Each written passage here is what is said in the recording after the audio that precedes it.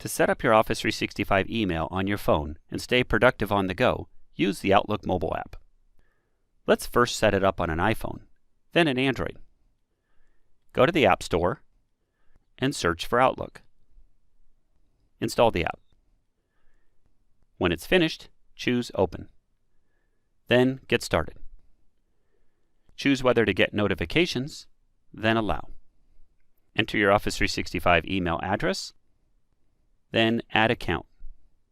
Enter your password, then Sign in. We won't add any more accounts, so choose Maybe Later. Learn how it works, then Finish. You can work with your email, calendar, and contacts from anywhere using the Outlook mobile app.